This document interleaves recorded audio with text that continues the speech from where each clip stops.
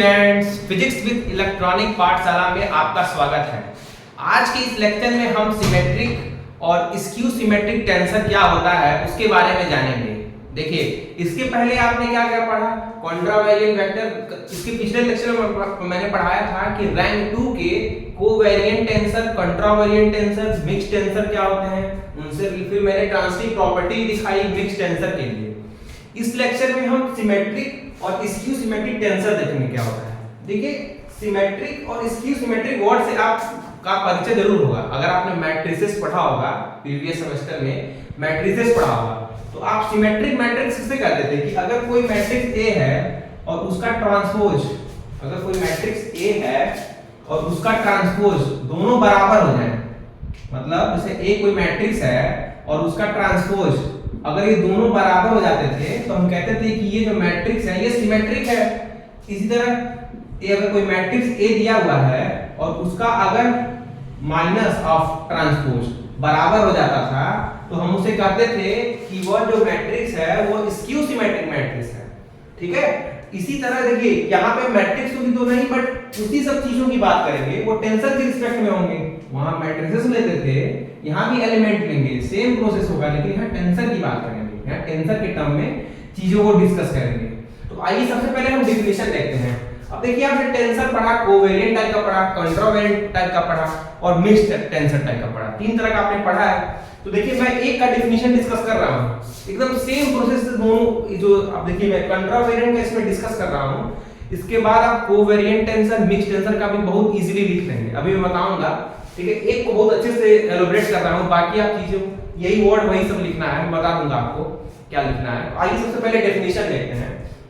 देखिए, सबसे पहले मैं कॉन्ट्रावेरिएंट टेंसर ले रहा हूँ, उसका मैं सिमेट्रिक और स्क्यू सिमेट्रिक लिख के दिखाता हूँ। ठीक है, तो सबसे पहले लिखिए अ कॉन्ट्रावेरिएंट टेंसर ऑफ रैंक 2। देखिए, इसमें 2 ऑर्डर का हम रैंक लेंगे। जो भी कॉन्ट्रावेरिएंट टेंसर ऑफ रैंक 2, आप देखिए, अब कॉन्ट्रावेरिएंट टेंसर होता था, वो पता था कि रैंक 2 का होता था, लेकिन कैसा होता था, 2,0 टाइप का होता था। आपने एक कोवेरिएंट भी पढ़ेंगे, उसका भी रैंक 2 होता था, बट वहां पे 0,2 होता था। तो अब ये पहचानने का तरीका है कि रैंक 2 का तो 2 है, कॉन्ट्रा भी है, कोवेरिएंट भी है, बट एक 2,0 टाइप का, एक 0,2 टाइप का है। ठीक है, विद कंपोनेंट aij। आपको पता है कि कॉन्ट्रावेरिएंट में जो इंडिसेस होती हैं वो ऊपर आती हैं, सुपरस्क्रिप्ट में आती हैं। Said to be a symmetric. Symmetric कब कहेंगे, जब ये इंडेक्स देखिए aij इक्वल टू aj। अब देखिए क्या हो रहा है, ये जो i इंडेक्स है वो बाद में चला जा रहा है और जो j इंडेक्स है वो पहले आ जा रहा है। सेम उसी तरह a का a ट्रांसपोज। तो अगर ये रिलेशन होल्ड हो जाता है तो हम इस a को कहेंगे, जो a कंपोनेंट दिया है कॉन्ट्रावेरिएंट का, वो स्क्यू सिमेट्रिक टेंसर कहेंगे उसे। ठीक है, i j पता है आपको रन करता है 1 to n, और यही जो एक कॉन्ट्रावेरिएंट जो टेंसर दिया हुआ है, इसी को हम स्क्यू सिमेट्रिक कब कहेंगे। देखिए, if it is skew symmetric, अगर ये जो a है वो स्क्यू सिमेट्रिक कब होगा, जब आप aij equal to minus of aj होता है। कुछ नहीं भाई, यही सेम तो रिलेशन है, बस क्या लगा माइनस टाइम। जैसे आप मैट्रिक्स के लिए पढ़े थे a equal to a transpose और a equal to minus a transpose, वही चीज तो हो रहा है, i j हो जा रहा है, j इसमें पहले i। ठीक उसी प्रकार i j equal to j पहले और i बाद में। तो सेम चीज तो है, जैसे सिमेट्रिक के लिए है उसी तरह स्क्यू सिमेट्रिक के लिए है। तो ये तो मैंने रैंक 2 के लिए बताया, ये तो मैंने जो डेफिनेशन बताई है कॉन्ट्रावेरिएंट की सिमेट्रिक और स्क्यू सिमेट्रिक के लिए, वो रैंक 2 के लिए बताई है। अच्छा, मान लीजिए रैंक r के लिए हो, मतलब रैंक r का मतलब क्या है, इसको आप उसका स्क्रीनशॉट लेना चाहे तो ले सकते हैं। ठीक है, तो अब आइए देखते हैं, सेम डेफिनेशन रहने दीजिए, सेम डेफिनेशन को रहने देते हैं, बस खाली हम रैंक r के लिए देखेंगे क्या होगा। ठीक है, तो लिख लीजिए अ कॉन्ट्रावेरिएंट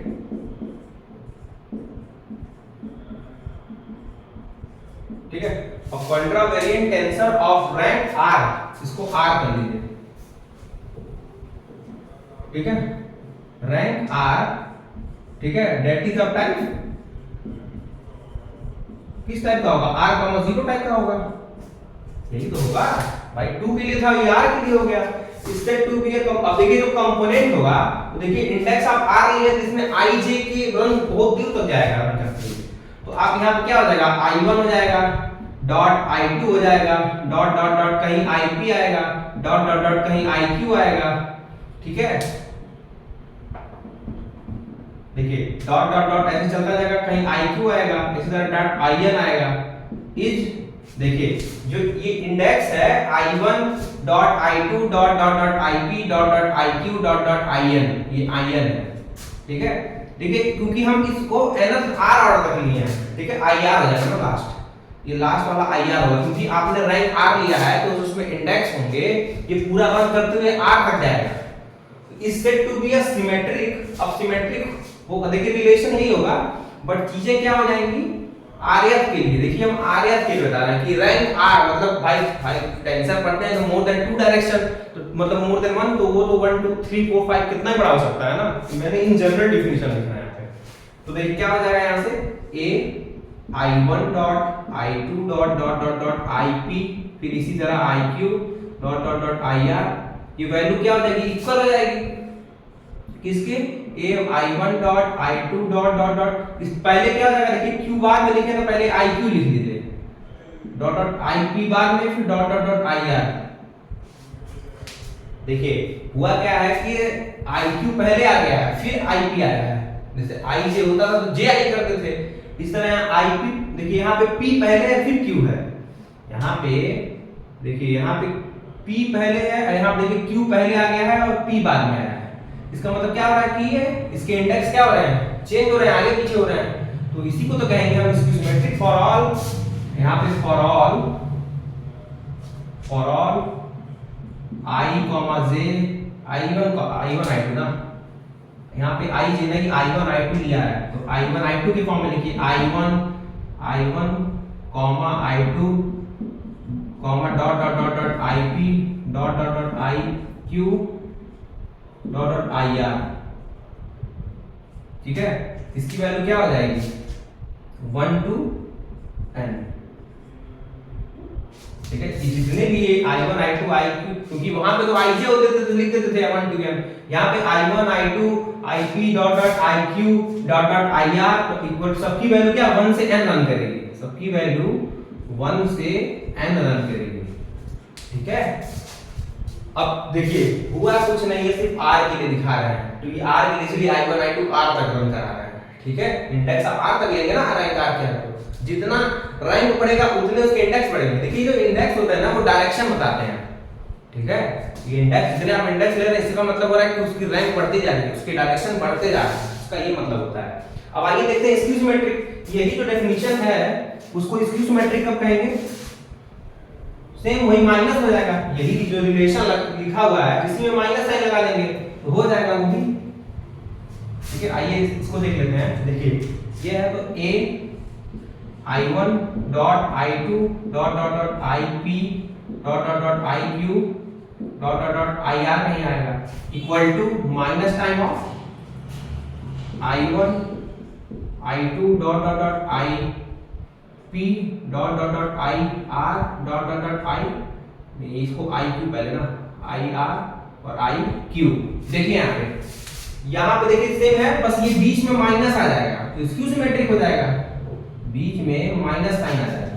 यहाँ पे देखिए यही ना होता है A equal to A transpose equal to A, R के लिए बता रहा है, ठीक है। ये जो रिलेशन बता रहे हैं R के लिए, देखिए रैंक R के लिए बता रहा है, ठीक है। तो देखिए ये जो मैंने लिखा है, ये जो मैंने सिमेट्रिक और स्क्यू सिमेट्रिक बताया ये कॉन्ट्रावेरिएंट के लिए बताया है। इसी तरह आप कोवेरिएंट और इसके बाद क्या होता है मिक्स्ड टेंसर, उनके लिए भी लिख सकते हैं। तो देखिए ये लैंग्वेज तो आप लिख ही लेंगे, क्या रिलेशन बनेगा अगर मान लीजिए आपने कोवेरिएंट के लिए लिखते हैं तो क्या होगा, इंडेक्स नीचे आते हैं तो I J नीचे आएगा इक्वल टू क्या हो जाएगा A J I हो जाएगा। भाई यही तो होगा, अगर हम कोवेरिएंट के लिए लिखेंगे फॉर रैंक 2 के लिए तो A I J equal to A J I हो जाएगा for all I J running from 1 to 1, यही तो होगा भाई। इसी तरह अगर मिक्स टेंसर हो A I J टाइप तो इसको आप क्या लिख सकते हैं A J I लिख देंगे, ये मिक्स टेंसर वाला हो जाएगा। क्या हो रहा है इंडेक्स आगे पीछे हो जाएगा ना, बाकी सब तो सेम ही है। तो आप क्या करिएगा, आप जैसे कॉन्ट्रावेरिएंट के लिए मैंने लिखा है ना, आप बस क्या करिएगा कोवेरिएंट टेंसर लिखिएगा रैंक R, फिर ये जो इंडेक्स है वो इसको नीचे ले लीजिएगा, स्क्यू सिमेट्रिक सेम वही डेफिनेशन, इसलिए मैं एक बता दिया हूं, इसी तरह उन दोनों को भी लिख लीजिएगा, ठीक है। देखिए कोवेरिएंट वाले केस में इस तरह आएगा, मिक्स टेंसर वाले केस में इस तरह आएगा, ठीक है। तो तो ये रही आपकी सिमेट्रिक और स्क्यू सिमेट्रिक टेंसर की डेफिनेशन। आइए अब कुछ क्वेश्चन करते हैं सिमेट्रिक और स्क्यू सिमेट्रिक टेंसर पे। तो देखिए क्वेश्चन,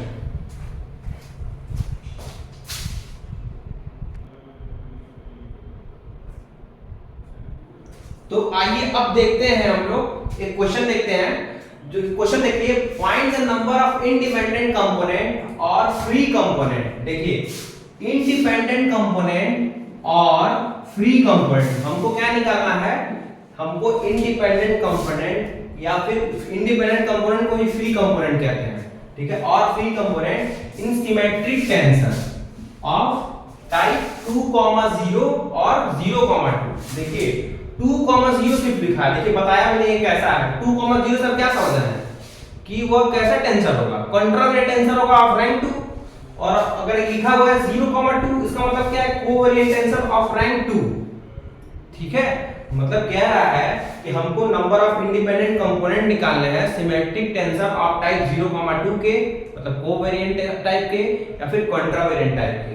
ठीक है, तो मैं एक के लिए बता रहा हूं, दोनों के लिए वही चीज है, वही आंसर है। ठीक है, तो मैं कोवेरिएंट लेके दिखा रहा हूं, कोवेरिएंट लेके दिखा रहा हूं, अब कॉन्ट्रावेरिएंट का एकदम सेम प्रूफ उतार दीजिएगा। मतलब देखिए ये कोवेरिएंट के लिए है ना, इसके लिए दिखा रहा हूं, और अगर इसके लिए दिखाना होगा तो बस आप चेंज कर लीजिएगा, नीचे रखा ऊपर इंडेक्स कर लीजिएगा, बाकी सब सेम प्रूफ होगा और सेम आंसर भी होगा। ठीक है, तो देखिए let A I J are the component. सबसे पहले क्या करेंगे, देखिए हमने सबसे पहले क्या होगा, हमको दिखाना है कि जो नंबर ऑफ इंडिपेंडेंट कंपोनेंट निकालने हैं मतलब कोवेरिएंट के। देखिए हम 0, 2 वाला ले रहे हैं केस, तो 0, 2 वाले केस में कैसा कोवेरिएंट टेंसर लेंगे आप। तो हमने मान लिया कि let A I J are component of symmetric tensor of type 0, 2। देखिए ए आई जे को पता है कैसा टेंसर होता है, कोवेरिएंट टेंसर होता है। ठीक है, इंडिसेस नीचे है तो कोवेरिएंट टेंसर हुआ ना। ठीक है, और इसका रैंक 2 होता है, 0, 2 टाइप होता है। ठीक है, आपको पता है कि ए आई जे में कितने टर्म्स आते हैं, कितने कंपोनेंट आते हैं, टोटल n स्क्वायर। भाई i के n हो गए, j के n हो गए, पता था n स्क्वायर फंक्शन होता है, रैंक 2 में n स्क्वायर फंक्शन होता है, वही n स्क्वायर कंपोनेंट होंगे। ठीक है, इसका मतलब क्या होगा कि it has n square components. जो aij है उसके पास n स्क्वायर कंपोनेंट्स होंगे। ठीक है, अब कौन कौन से होंगे आइए देखते हैं। गिवन बाय, देखिए मैं बता रहा हूं कौन कौन से कंपोनेंट होंगे। ठीक है, ये क्वेश्चन है, यहां से प्रूफ है इसका, आप इसका स्क्रीनशॉट ले लीजिए, लेना हो तो। ठीक है, अब आइए आगे देखते हैं, आइए अब आगे देखते हैं। देखिए मैंने ए आई जे टाइप का लिया हुआ है, आपको अगर आप कॉन्ट्रावेरिएंट देखिए 2, 0 टाइप का है तो आप कॉन्ट्रावेरिएंट लेके भी सेम चीज दिखा सकते हैं। ठीक है, तो इसलिए मैंने क्वेश्चन में दोनों लिख दिया है, 2, 0 भी ले लिया है और 0, 2 भी ले लिया है, ताकि एक ही, क्योंकि दोनों का नंबर ऑफ इंडिपेंडेंट कंपोनेंट दोनों में सेम ही आएंगे। अभी मैं निकाल के दिखाता हूं आपको। ठीक है, आइए अब आगे देखते हैं। देखिए मैंने लिखा है कि ए आई जे मैंने सिमेट्रिक टेंसर ले लिया। ठीक है, ए आई जे जो है वो सिमेट्रिक टेंसर है। ठीक है, 0, 2 टाइप का। ठीक है, अब आपको पता है ए आई जे के अंदर n स्क्वायर कंपोनेंट आएंगे। आप कहेंगे कौन कौन से होते हैं, तो आपको पता है जैसे a11, ठीक है, a12, dot dot dot dot dot dot run करेगा, a1n टाइप का होगा, इसी तरह से a21 होगा, इसी तरह से a22 होगा, dot dot dot dot dot क्या होगा, a2n dot dot dot dot क्या हो जाएंगे यहाँ पे a1, an1, an2 dot dot dot dot क्या हो जाएगा यहाँ पे ann। यही तो होगा। अरे भाई n क्रॉस n की मैट्रिक्स ही होता है, तभी तो n क्रॉस n की मैट्रिक्स में क्या ऑर्डर उसका होता है, n स्क्वायर ही ऑर्डर होता है। उसमें इसमें n कितने कंपोनेंट आ रहे हैं, 1 2 पूरा गिनेंगे तो n स्क्वायर आएगा। ये क्या एक तरह से स्क्वायर मैट्रिक्स ही तो बन रही है। स्क्वायर मैट्रिक्स में कितने एलिमेंट होते हैं, n स्क्वायर ही होते हैं, तो वही n स्क्वायर कंपोनेंट कह रहा है, वो n स्क्वायर कंपोनेंट यही होंगे। ठीक है, अब इसके आगे आप इधर से देखिएगा, पहले आप ये नोट कर लीजिए, फिर इसके आगे ये नोट कर लीजिएगा, उसके बाद आप यहां आएंगे। ठीक है, तो अब देखिए क्या होगा। अब इस पे टोटल नंबर ऑफ कंपोनेंट कितने हैं, total number of total number of हम कंपोनेंट निकालेंगे। देखिए टोटल नंबर ऑफ कंपोनेंट देखेंगे। अब देखिए जो कंपोनेंट है वो दो टाइप के हैं ना, एक है यहाँ पे रिपीटेड। देखिए जो कंपोनेंट है इसमें दो तरह के हैं, एक है इसमें देखिए इंडिसेस रिपीटेड है और एक में रिपीटेड नहीं है। तो हम टोटल नंबर ऑफ कंपोनेंट निकालेंगे, total number of component, total number of component, ठीक है, विथ corresponding to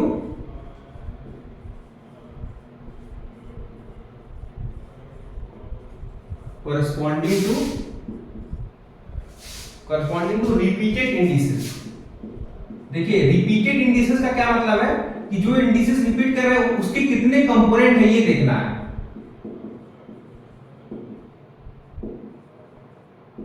इंडिसेस लिखा हुआ है, इसको आप सही कर लीजिए, इसके इंडिसेस है।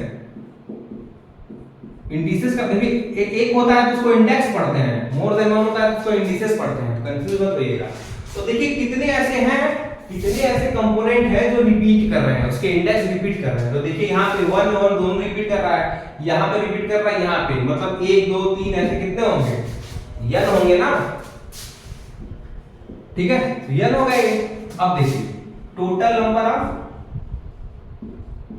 नंबर ऑफ इंडिपेंडेंट कंपोनेंट,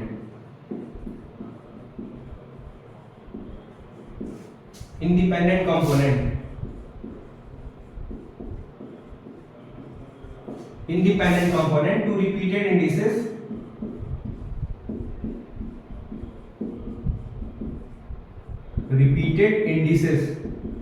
कितने हो जाएंगे, ये भी n हो जाएंगे।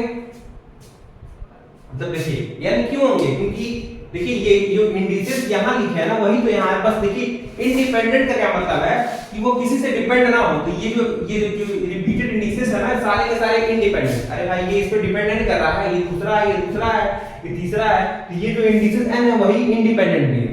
यहाँ देखिए कंपोनेंट लिखा है, यहाँ पे मैंने इंडिपेंडेंट मतलब इंडिपेंडेंट होने चाहिए, तो सारे इंडिपेंडेंट भी हैं, इसलिए ये भी n ही होगा। इसलिए ये भी जो होगा इंडिपेंडेंट कंपोनेंट जो होंगे रिपीटेड इंडिसेस के लिख रहे हैं, अभी नॉन रिपीटेड के भी लिखेंगे। इसी तरह आप total number of component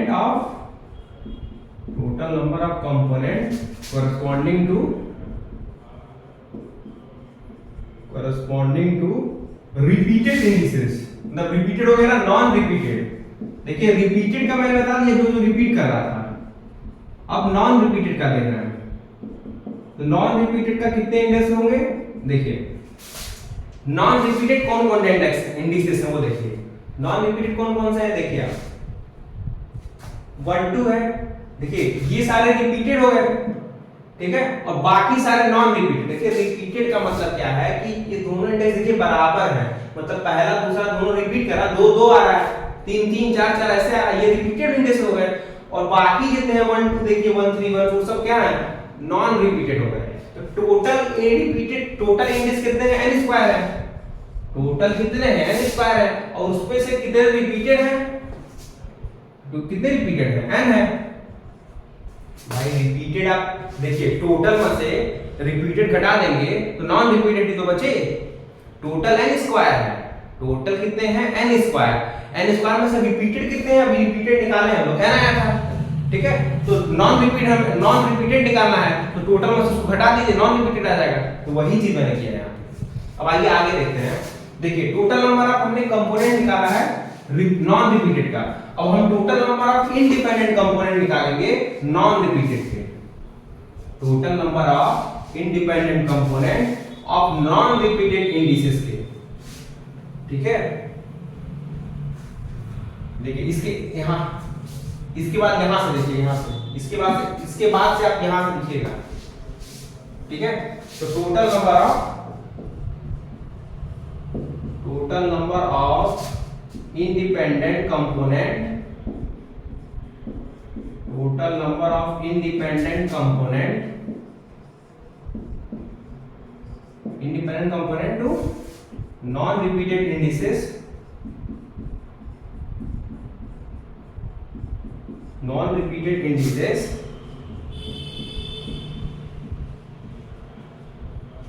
non repeated indices क्या हो जाएंगे, देखिए इंडिपेंडेंट को देखिए यहाँ पे खाली कंपोनेंट सारे ले लिया, अब इंडिपेंडेंट लेना है। तो आपको पता है कि जो ये ए आई जे हमने लिया था वो सिमेट्रिक था। ए आई जे जो हमने लिया था वो हमने ए आई जे जो हमने क्वांटिटी ली है, कंपोनेंट लिया है, वो कैसा है, वह सिमेट्रिक है। सिमेट्रिक क्या होता है कि डायगोनल के ऊपर वाले, ये डायगोनल का काम कर रहा है ना, ये देखिए ये डायगोनल है, ये डायगोनल हो गया। तो डायगोनल के ऊपर वाले एलिमेंट और नीचे वाले एलिमेंट क्या होते हैं, बराबर होते हैं। डायगोनल के ऊपर वाले एलिमेंट और उसके नीचे वाले एलिमेंट क्या होते हैं, बराबर होते हैं। मतलब क्या हो गया, a12 इक्वल टू यही ना होता है यार, aij इक्वल टू aj, यही ना होता है सिमेट्रिक के लिए। तो सिमेट्रिक के लिए होता है aij इक्वल टू aj। इसका मतलब क्या होगा, अगर a12 लिखेंगे तो ये a21 के बराबर होगा, a13 लिखेंगे a31 के बराबर होगा। इसका मतलब वही बना हुआ है कि पहला 1 2 है तो 2 1 के इक्वल होगा। इसका मतलब क्या हो गया, इसका मतलब हुआ क्या कि डायगोनल के ऊपर वाले एलिमेंट डायगोनल के नीचे वाले एलिमेंट के बराबर है। इसका मतलब ये इस पे डिपेंड कर रहा है, ये इस पे डिपेंड करेगा कहीं, ये ऐसे इस तरह यहाँ कहीं यहाँ डिपेंड करेगा। देखिए ये वाला इस पे डिपेंड कर रहा है, मतलब ऊपर वाले एलिमेंट नीचे वाले से डिपेंड कर रहे हैं। तो हम कितने एलिमेंट लेंगे इसे, इन दोनों को काउंट नहीं करेंगे, उसका आधा लेंगे, उसका आधा लेंगे। इसके ऊपर का इतना वाला लेना, इतना नहीं लेना है, तो हाफ हो गया ना।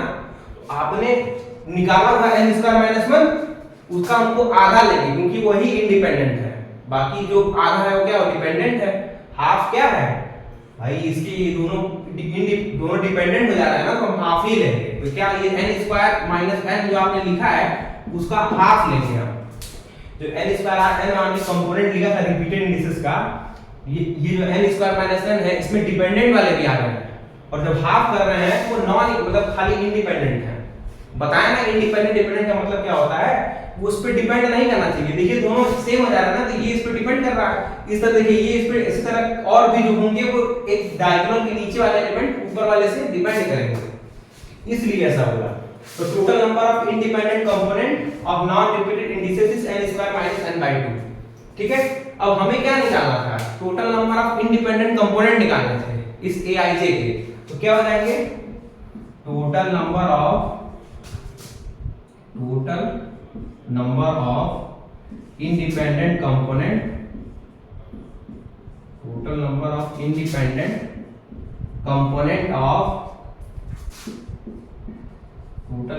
independent component of rank 2 curve of aij, that is type, कैसे टाइप का होता है aij, 0,2 इज क्या हो जाएगा भाई, टोटल नंबर ऑफ इंडिपेंडेंट, इसी aij का जो हमें निकालना था। क्वेश्चन आप देखिएगा, क्वेश्चन यही था कि नंबर ऑफ इंडिपेंडेंट कंपोनेंट निकालने थे इस aij के 0,2 टाइप के। तो भाई हमने निकाला इसमें क्या, इसमें हमने क्या निकाला, नॉन रिपीटेड इंडिसेस में निकाला, रिपीटेड में निकाला। तो नॉन रिपीटेड कितने आए हमारे, इतने आए, और रिपीटेड कितने आए, इतने आए। ठीक है, इंडिपेंडेंट रिपीटेड वाले भी देख लिया और नॉन रिपीटेड वाला भी देख लिया। तो इन दोनों का सम कर देंगे दोनों का, तो टोटल निकल जाएगा भाई। रिपीटेड और नॉन रिपीटेड इंडिसेस का जब हम सम कर देंगे तो टोटल इंडिपेंडेंट कंपोनेंट निकल जाएंगे। तो ये n हो गया था, और ये इसके नॉन रिपीटेड कितने हैं, n square minus n by 2। ठीक है, इन दोनों का सम करेंगे तो कितना आएगा, n plus 1 by 2, n plus 1 by 2। ठीक है, इसका मतलब क्या हुआ कि अगर रैंक 2 का आपको कोई भी कंपोनेंट दिया जाएगा, चाहे वो कंट्रावेरिएंट, देखिए मैं कोवेरिएंट के लिए दिखाया है, देखिए कोवेरिएंट है ना, यही दोनों ऊपर लिख दे तो कंट्रावेरिएंट हो जाता। तो सेम 2 कंट्रावेरिएंट के लिए भी है। ठीक है, 2,0 वाले के लिए। तो उन दोनों के केस में number of independent component in symmetric tensor कितने होंगे, n plus 1 by 2।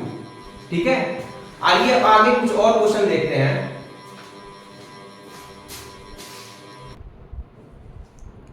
तो आइए अब कुछ और क्वेश्चंस देखते हैं। देखिए मैंने सिमेट्रिक टेंसर के लिए मैंने दिखाया कि नंबर ऑफ इंडिपेंडेंट कंपोनेंट कितने होते हैं, चाहे वो कोवेरिएंट हो चाहे वो कंट्रावेरिएंट हो। ठीक उसी प्रकार से देखिए क्वेश्चन है number of independent component of skew symmetric tensor of type 0,2। देखिए इसमें क्या है कि स्क्यू सिमेट्रिक टेंसर के लिए नंबर ऑफ इंडिपेंडेंट कंपोनेंट कितने होंगे, चाहे वो 0,2 टाइप का हो चाहे वो 2,0 टाइप का। ये तो आप समझ रहे हैं, कोवेरिएंट कंट्रावेरिएंट है, ये कोवेरिएंट है, दोनों के लिए सेम ही आएगा। तो इसको आप करिएगा, बहुत इजी है। देखिए इसमें total number of independent component जो आएंगे वो आएंगे n-1/2, ठीक है। उसमें प्लस में आए थे, इसमें माइनस में आएंगे। देखिए सेम प्रोसेस है, आप जब वो लिखेंगे ना मैट्रिक्स के फॉर्म में a11 a22 वो टर्म लिखेंगे तो आपको सब समझ में आ जाएगा कैसे हो रहा है, ठीक है। तो आप इसको करिएगा, अगर आपको नहीं समझ आएगा तो बताइएगा, हम आपको टेलीग्राम ग्रुप पे इसका भी सॉल्यूशन प्रोवाइड कर देंगे, ठीक है। तो इजी है, एकदम वही प्रोसेस है, उसी तरह करना है, एक बार ट्राई करिएगा। आइए नेक्स्ट क्वेश्चन देखते हैं, ये भी क्वेश्चन बहुत इंपॉर्टेंट है।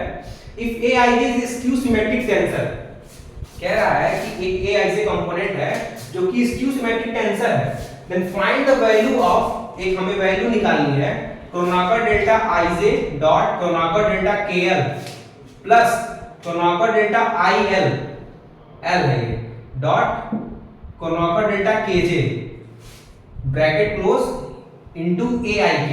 इस पूरे टर्म की वैल्यू निकालनी है, ये जो इतना बड़ा टर्म दिया है इसकी वैल्यू क्या होगी ये बतानी है। तो आइए इसका हम सॉल्यूशन देखते हैं कैसे करेंगे। सबसे पहले जो दिया हुआ है इसको आप लिख लीजिए, सॉल्यूशन में सबसे पहले इसी की वैल्यू निकालनी है, तो आप इसे लिख लीजिए। तो लिखिए गिवन दैट आपको क्या दिया हुआ है, Kronecker delta ij dot Kronecker delta kl plus Kronecker delta il dot Kronecker delta kj, यही दिया हुआ है आपको। ब्रैकेट के बाहर क्या दिया है, aik। अच्छा, इसको आप क्या कर सकते हैं, इसको क्या कर सकते हैं आप देखिए, आपको पता है क्रोनाकर डेल्टा में ij जब दोनों बराबर होते थे उसी केस में इसकी वैल्यू एग्जिस्ट करती थी। तो for i equal to j के लिए इसकी वैल्यू 1 हो जाएगी, इस वाले कंपोनेंट की वैल्यू, ये जो टर्म दिया इसकी वैल्यू 1 होगी। 1 कब होगी, जब i इक्वल टू j होगा, ठीक है। बाकी जो टर्म है उसको लिख दीजिए आप, ठीक है। बाकी जो टर्म है उसको आप पहले इसको मल्टीप्लाई कर दीजिए, इसको मल्टीप्लाई करने के क्या आ जाएगा, एक मिनट पहले क्या करिए, पहले इसको मल्टीप्लाई कर लीजिए, उसके बाद ये काम करिएगा। पहले आप क्या करिए, इसको इसमें मल्टीप्लाई कर दीजिए, तो क्या हो जाएगा, ij Kronecker delta ij Kronecker delta kl dot aik plus Kronecker delta il Kronecker delta kj dot ik। आप इसको कर दिया यहां तक। अब जो मैं बोला हूं कि इसकी वैल्यू 1 करेंगे, जब i इक्वल टू j होगा तो इसकी वैल्यू 1 हो जाएगी। देखिए हम i इक्वल टू j वाला ही केस लेंगे, अदरवाइज वैल्यू 0 हो जाएगी। अगर हम j के इक्वल नहीं रखेंगे तो वैल्यू तो निकालेंगे क्या, तो सबसे पहले Kronecker delta i equal to j के लिए लेंगे, तो ये वैल्यू 1 हो जाएगी। इसको आप ऐसे रहने दीजिए, क्रोनाकर डेल्टा k रहने दीजिए। अब आपने इस i और j दोनों बराबर ले लिया है, तो आप इस i जो लिखा हुआ है यहाँ पे जो आप i लिखे हुए हैं यहाँ पे, इस i को आप j से रिप्लेस कर सकते हैं, इस i को आप j से रिप्लेस कर सकते हैं ना, क्योंकि आपने i इक्वल टू j के लिए लिया है। तो i इक्वल टू j के लिए तो इस i कंपोनेंट को हमने j से रिप्लेस कर दिया, क्योंकि i और j इक्वल हो गया उस केस के लिए, ठीक है। उसी तरह अब इसकी अगर i और l की वैल्यू बराबर होगी तो इसकी वैल्यू एग्जिस्ट करेगी, तो हम इन दोनों i और l को बराबर किए, उस केस में क्रोनाकर डेल्टा की वैल्यू 1 हो जाएगी। इसी तरह इसको रहने दीजिए, क्रोनाकर डेल्टा kj। और देखिए आपने i इक्वल टू l लिया है, तो इस i को l से रिप्लेस कर सकते हैं, तो a l k हो जाएगा। बात समझ आ रही है, i इक्वल टू l किया गया है, तो यहाँ पे i था ना, तो i को हम l से रिप्लेस कर सकते हैं, वही काम किया गया यहाँ पे।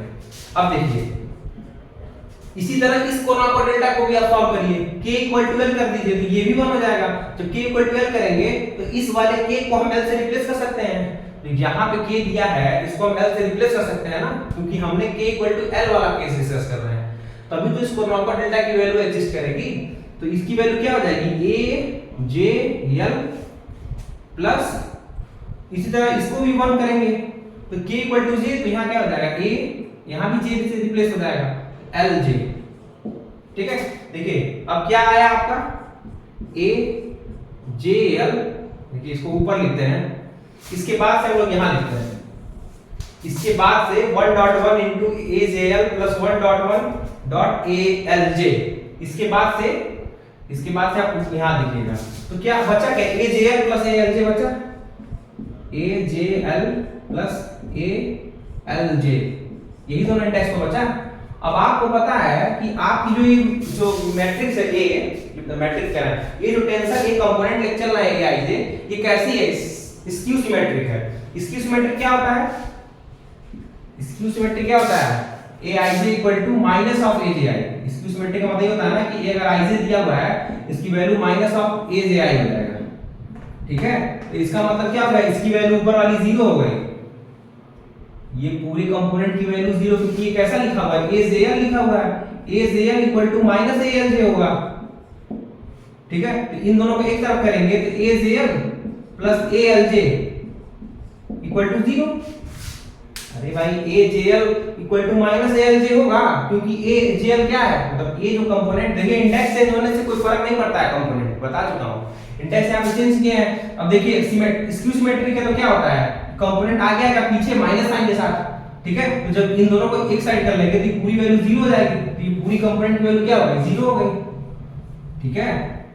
ये समझाने के लिए बताया गया है। आप यहां सिंस करके लिख दीजिएगा, since AIJ is a skew symmetric, skew symmetric होने के नाते ही तो 0 हुआ है, ठीक है।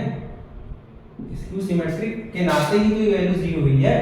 इसका मतलब क्या होगा, क्या हो गया कि ये जो कंपोनेंट था, ये जो आपको दिया हुआ था, ये इसकी वैल्यू क्या हो गई, 0 हो गई, ठीक है। मतलब ये लास्ट में आप लिख लीजिएगा, देखिएगा क्या करेंगे, यहां पे जो 0 आ गया ना, तो लास्ट में ये जो पूरा कंपोनेंट दिया इक्वल टू 0 लिख लीजिएगा, ये जो पूरा कंपोनेंट लिख कर इक्वल टू 0, भाई इसी की तो वैल्यू निकाले हैं, लास्ट में आप लिख लीजिएगा, ठीक है। लास्ट में आप इसे लिख लीजिएगा, ये प्रूफ हो गया, मतलब इस पूरे कंपोनेंट की वैल्यू 0 आ गई, ठीक है। फिर बगल में आप लिख लीजिएगा सिंस, क्यों 0 हुई है, क्योंकि AIJ कैसा है, स्क्यू सिमेट्रिक है, स्क्यू सिमेट्रिक होने के नाते ये पूरी जो कंपोनेंट है इसकी वैल्यू 0 हो गई, ठीक है। इसका मतलब इसकी वैल्यू जो पूरी वैल्यू है, इसकी वैल्यू क्या आ गई, 0। तो ये क्वेश्चन था। अब आइए एक और क्वेश्चन, एक और थ्योरम प्रूव करते हैं, उसके बाद से लेक्चर को अपन फिनिश करते हैं। तो आइए अब अगला क्वेश्चन देखते हैं। देखिए मैंने इसके पहले 2 क्वेश्चन कराया था, वो दोनों क्वेश्चन, एक क्वेश्चन आपको होमवर्क भी दिया है, वो क्वेश्चन को आप करिएगा, आपको नहीं आएगा तो टेलीग्राम पे पूछिएगा, उसका भी सलूशन प्रोवाइड कर देंगे। आइए नेक्स्ट क्वेश्चन करते हैं, ये लास्ट क्वेश्चन है, इसके बाद से हम वीडियो क्लोज करेंगे, ठीक है। इस क्वेश्चन को देखिए ध्यान से, if a tensor is symmetric in one coordinate system, देखिए एक टेंसर है जो कि सिमेट्रिक है पहले कोऑर्डिनेट सिस्टम में, ठीक है, in one coordinate system, then prove that it is symmetric in other coordinate system. जैसे कहने का मतलब है, मान लीजिए कि आपने कोई टेंसर लिया AIJ, ठीक है, AIJ आपने कोई ले लिया कंपोनेंट ऑफ, ये कैसा कोवेरिएंट टेंसर है, तो मान लीजिए अगर ये XI कोऑर्डिनेट सिस्टम में सिमेट्रिक है, XI कोऑर्डिनेट सिस्टम में सिमेट्रिक है, इसको दिखाना है कि जब ये कंपोनेंट XI बार में होगा तो भी क्या होगा, सिमेट्रिक होगा, यही चीज तो दिखानी है। वो बोल रहा है कि एक कोऑर्डिनेट सिस्टम में अगर सिमेट्रिक है तो किसी भी कोऑर्डिनेट सिस्टम में जाएंगे, किसी भी कोऑर्डिनेट सिस्टम का मतलब क्या होता है, x bar i, x double bar i, x triple bar i, मतलब कोई भी कोऑर्डिनेट सिस्टम ले लें, ठीक है। कोऑर्डिनेट सिस्टम तो मैंने बताया है ना इसके पहले, ठीक है। तो वही चीज अब करेंगे, तो हम एक में लेके चलेंगे कि वो सिमेट्रिक है और दूसरे में भी दिखा देंगे कि उसमें भी सिमेट्रिक है। तो आइए देखते हैं, देखिए सॉल्यूशन देखिए, let AIJ be a component. देखिए सबसे पहले आप एक कोई भी, देखिए हमने यहाँ पे कोवेरिएंट टेंसर लिया है, कोवेरिएंट के आप कंट्रावेरिएंट भी ले सकते हैं, मिक्स टेंसर भी ले सकते हैं, ठीक है। तो मैंने क्योंकि यहाँ पे लिखा तो है नहीं कि किसका लेके दिखाना है, तो आप कोवेरिएंट ले लीजिए, कंट्रावेरिएंट ले, चाहे मिक्स टेंसर किसी का भी ले सकते हैं। हमने चूज किया कोवेरिएंट टेंसर का। Let AIJ be a component of a tensor of type 0,2 होगा ना, 0,2 टाइप का होगा, 0,2 in XI coordinate system and A bar IJ are the component of type 0,2 in X bar I coordinate। ये तो आप जान ही रहे हैं कि ये XI coordinate system में ही AIJ ले लेंगे और A bar IJ, ये A bar IJ है, A bar IJ, A bar IJ are component of a tensor of type 0,2 in X bar I coordinate system, ठीक है। ये तो आपने ले लिया ए आई जे मान मान लिया, ठीक है। उसके बाद देखिए क्वेश्चन में दिया है कि जो ये सिमेट्रिक है पहले कोऑर्डिनेट सिस्टम में, तो आप मान लीजिए कि सिमेट्रिक है। सिंस इट इज सिमेट्रिक, अब क्योंकि सिमेट्रिक होता है तो क्या होगा, ए आई जे क्या होगा, ए जे आई के इक्वल होगा for all I J running from 1 to n, for all I J running from 1 to n, 1 to dot dot dot n तक। देखिए यही होता है सिमेट्रिक का मतलब। देखिए इतना चीज हम लेके चल रहे हैं अभी। अब दिखा देंगे कि बार वाले में भी हम प्रूव क्या करेंगे, वी प्रूव दैट, हम दिखा देंगे बार वाले में भी सेम होता है। देखिए यहां बारिंग है ना, a bar i j = a bar j i। इससे ये क्या बता रहा है कि a i j जो कंपोनेंट है वो x बार i कोऑर्डिनेट में भी क्या है, सिमेट्रिक है। तो इससे हम ये प्रूफ कर देंगे ना कि किसी भी कोऑर्डिनेट सिस्टम में जाए वो हमेशा सिमेट्रिक होगा। इससे यही चीज तो क्लियर हो रहा है। तो अब आइए देखते हैं इसके आगे क्या होगा। देखिए अब हम a बार i j की वैल्यू निकालते हैं, ठीक है। तो a बार i j की वैल्यू क्या होती है, देखिए del x upon del x bar i, ठीक है। देखिए मेरे लिखने का तरीका क्या है कि i और j नीचे दिया है, तो ये जो i और j नीचे ही तो आएगा इसके पार्शियल डेरिवेटिव में, ठीक है। अब देखिए इसके करस्पॉन्डिंग एक डमी इंडेक्स h ले लीजिए, इसके करस्पॉन्डिंग डमी इंडेक्स k ले लीजिए।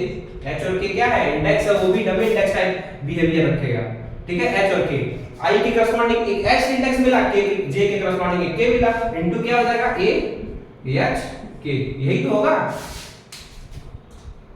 ये h k होगा ना। हाँ, for all i j h k running from 1 to dot dot dot dot n तक।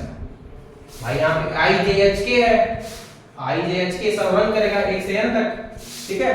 अब देखो क्या करेंगे, देखिए क्योंकि h और k dummy index type behave करता है, तो h और k जो है जो अपने से हम इंडेक्स लिए हैं वो डमी इंडेक्स की तरह बिहेव करता है, तो हम इस इंडेक्स को इंटरचेंज भी कर सकते हैं, ठीक है। क्योंकि वो डमी इंडेक्स टाइप बिहेव कर रहा है इसलिए चेंज कर पा रहे हैं, ठीक है। आइए इसको ऊपर लिखते हैं, इसको जो हम ऊपर लिखते हैं, ठीक है। ये आप यहां तक आप नोट कर लीजिए, ठीक है।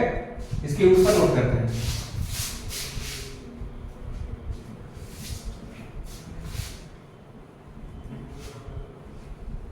देखिए यहां तक आपने नोट कर लिया है।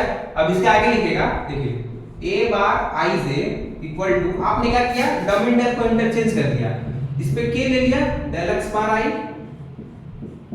Into del x k h upon del x bar j।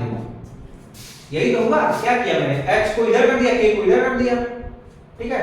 और ये इसको भी इंटरचेंज कर दीजिए, ये k h हो जाएगा। भाई ये इंटरचेंज hk से ks क्यों हुआ है, क्योंकि एक ऐसा बिहेव कर रहा है, सिमेट्रिक है। तो सिमेट्रिक क्या होता है, अगर a hk है तो ये क्या हो जाएगा, a ks के इक्वल होगा। भाई ये हो सकता है ना, भाई a hk equal to a ks होगा। ये तो आप अभी दिखाए हैं ना। भाई सिमेट्रिक का मतलब ये होता है ना कि a ks equal to a hk हो जाएगा, ठीक है। तो वहां से आप ये बगल में लिख दीजिए, इंटरचेंजिंग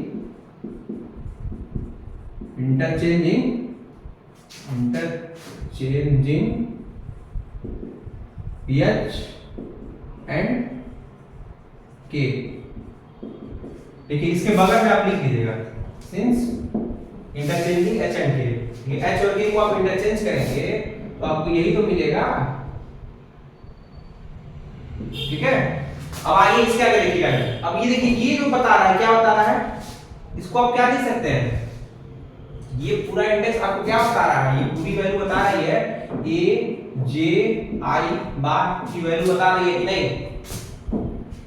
भाई इसकी वैल्यू ही तो ये है, भाई a i j बार की वैल्यू ये थी, तो जब हम इस इंडेक्स को चेंज कर दिए ये मिला, तो ये वैल्यू किसकी हो जाएगी, ये a j i की वैल्यू होगी ना, ये j i की वैल्यू होगी ना। ये देखिए कंफ्यूजन होता है तो देख लीजिए, देखिए इसको इंटरचेंज इसलिए किए हैं ताकि इस चीज की ये रेसिप्रोकल वैल्यू है। देखिए h यहां था तो यहां k आ गया, k यहां था तो h आ गया, h था तो k आ गया, k था तो h आ गया, सब कुछ उल्टा हो गया। तो ये ij की जो वैल्यू थी अब ji में कन्वर्ट हो गई, ij की जो वैल्यू थी वह ji में कन्वर्ट हो गई, ठीक है। आपने क्या प्रूव कर दिया, आपने प्रूव किया कि जो हमारा कंपोनेंट था वह अगर xi कोऑर्डिनेट सिस्टम से x bar i coordinate system में ट्रांसफॉर्म होता है तो भी वो सिमेट्रिक प्रॉपर्टी रखता है, तो भी वह सिमेट्रिक प्रॉपर्टी रखता है। ठीक है, ये आपका प्रूफ हो गया है। यही तो सोल्यूशन निकालना था। सोल्यूशन ये निकालना था कि देखिए क्वेश्चन क्या था कि आपको दिखाना था कि symmetric in other coordinate system, तो मैंने x बार i में लिया था और x बार y में भी हमने दिखा दिया कि सिमेट्रिक है। देखिए a bar i equal to a j i, bar लगा, बार से क्या मतलब पता चल रहा है कि वो x bar i coordinate system में भी सिमेट्रिक है। ठीक है, तो इस लेक्चर में इतना ही। ठीक है, अब मिलते हैं अगले लेक्चर में कुछ नए टॉपिक के साथ। देखिए अगले लेक्चर में हम algebra tensor of algebra start करेंगे। ठीक है, तो वीडियो अच्छा लगे तो लाइक सब्सक्राइब और शेयर करना ना भूलें। Thank you very much.